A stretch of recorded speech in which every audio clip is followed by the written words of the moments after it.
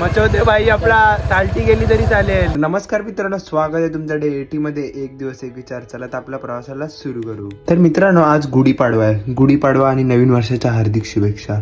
मित्रांनो, सकाळी उठून आम्ही गाडी धुवून आणली आणि गाडीची पूजा करायला लागलो, कारण की आमची फर्स्ट प्रायोरिटी तर आमची गाडी आहे. इथे गाड्या आता 5 आहेत, पण आम्ही गाडी पूजा करणारे 2च आहेत, कारण की बाकीचे कुंगारे फक्त गाडी चालवायचे कामाचे आहेत. मित्रांनो, जेवण झाल्यानंतर रित्यासोबत गेलो गाडी घ्यायला आणि त्याने मित्रांनो सुझुकीची V-Strom घेतलेली आहे. बाप गाडी आहे एकदम. मित्रांनो, रित्याने काल गाडी बुक केली आणि आज डिलिव्हरी घ्यायला गेला. त्यांनी शोरूम मध्ये जाऊन पहिलं तर हेच विचारलं की उद्या गाडी भेटेल तरच आम्ही घेतो. रितेश, साल्टी गेली तरी चालेल. मचवते भाई आपला साल्टी गेली तरी चालेल. मुद्दा कमी नाही झाला पाहिजे भाई.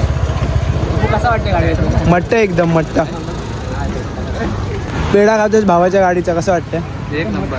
मट्ट बरं.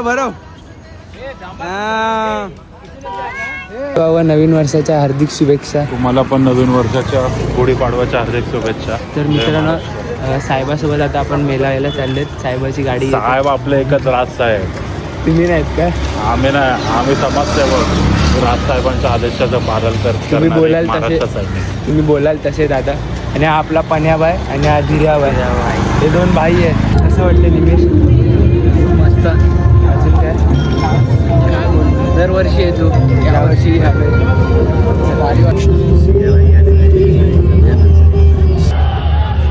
जमलेल्या माझ्या तमाम मराठी बांधवांनो, भगिनींनो आणि मातांनो.